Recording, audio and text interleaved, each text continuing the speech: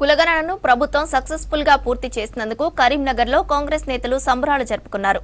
కరీంనగర్ టౌన్లోని తెలంగాణ చౌక్ దగ్గర టపాకాయలు కాల్చి స్వీట్లు పంచారు. ఇచ్చిన హామీని కాంగ్రెస్ సర్కారు నెరవేర్చిందన్నారు పార్టీ నేతలు. ఇప్పటికే 6 గ్యారంటీలను అమలు చేస్తుందన్న లీడర్లు పేదలకు కాంగ్రెస్ తోనే న్యాయం జరుగుతుందని చెప్పారు.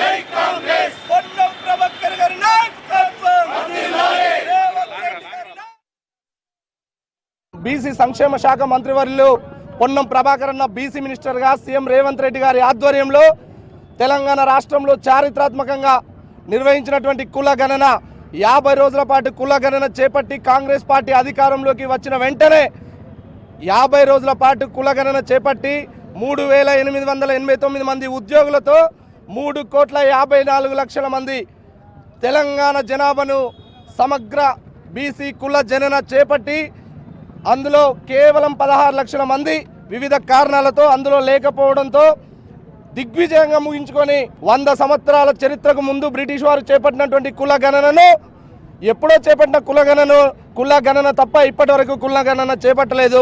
కాంగ్రెస్ పార్టీ భారత్ జోడో యాత్రలో రాహుల్ గాంధీ గారి పిలుపు మేరకు తెలంగాణ రాష్ట్రంలో పార్టీ అధికారంలోకి వచ్చిన వెంటనే దేశం మొత్తం చైతన్యపడేలా పొన్నం ప్రభాకర్ అన్న గారి ఆధ్వర్యంలో అతి త్వరలోనే కుల గణన చేపట్టి సబ్ కమిటీ దానికి తీర్మానం చేసి కొంతమంది విమర్శలు చేస్తుండొచ్చు. 100 సంవత్సరాల పాలనలో కనీసం కుల గణన మాట చేపట్టినటువంటి విధాలు ఈరోజు కాంగ్రెస్ పార్టీ మీద ప్రభాకర్ అన్న మీద విమర్శలు చేస్తున్నారు. తస్మత్ జాగ్రత్త. ఫామ్ హౌస్లలో వండుకోను లేదంటే బీజేపీ కొమ్ము కాస్తున్నటువంటి ఇతర పార్టీలు బీసీ కుల గణనకు సపోర్ట్ చేయలేదు.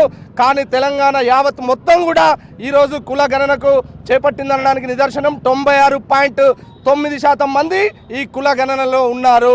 దీన్ని పురస్కరించుకొని రాబోయే రోజుల్లో బీసీలకు కాంగ్రెస్ పార్టీ మాత్రమే రాజకీయంగా కానీ ఆర్థికంగా కానీ సామాజికంగా కానీ ముందుంచుతుందని తెలియజేస్తూ